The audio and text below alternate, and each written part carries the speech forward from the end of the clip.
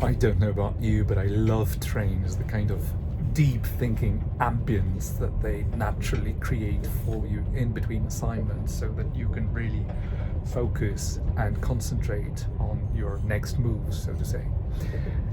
But there's a specific reason why I wanted to record this video. Looking back, because I'm sure there are many of you who go to at least 10 different conferences a year, and you all have your own observations, conclusions from those conferences. Sometimes you're happy about the outcomes, sometimes you're a lot less happy.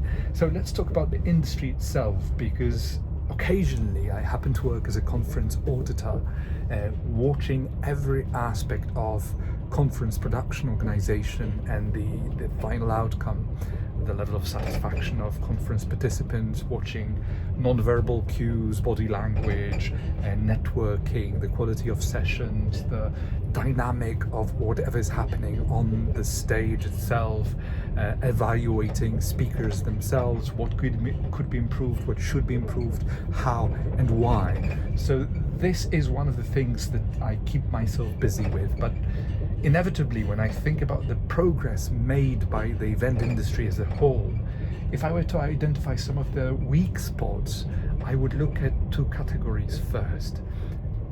One would be content marketing, but in a much deeper sense than what we're used to. What I mean by that is conference organizers very often see the final result, the final satisfaction of their months of work and preparations coming on the very date when the event happens. And that is all right, but you should also be thinking, or you might want to consider thinking about the actual countless hours of content that you're recording from those 2-3 day conferences with multi-streams.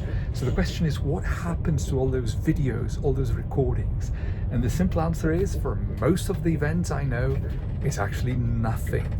Those recordings are put on a shelf, forgotten after a while. And definitely a few months later, everyone is busy working on the upcoming next year edition of that conference. So it's a vicious circle in a sense, because no one is really focused on delivering quality outcomes from each and every edition. And by that, I mean, how am I supposed to know what are the most valuable moments of any particular edition of the conference?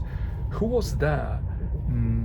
Perhaps ranking or evaluating or assessing the quality of those keynotes, presentations, debates.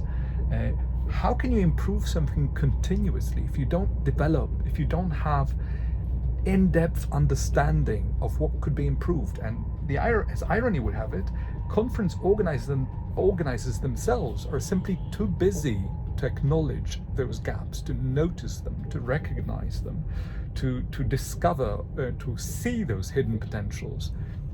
So that's one area where conference organizers could definitely improve a lot for the benefit of the audiences.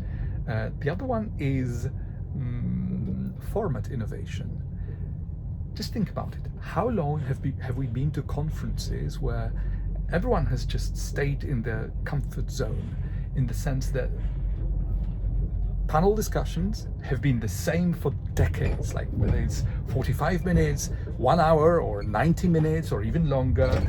You just get a certain number of panelists, you get the introductions and a series of questions, and it's all very protocol driven, very, very safe, on the safe side.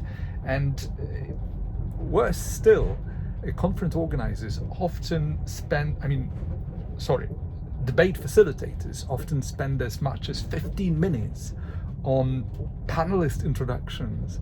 I mean, it's safe to assume for most events that the auditorium, the audience, is smart enough to open the web page of a conference and read something about the panelists so that they know exactly who they will be listening to. No need for wasting time for 15 minutes out of 1 hour to introduce everyone. Be sure about that. So format innovation, format itself is interesting.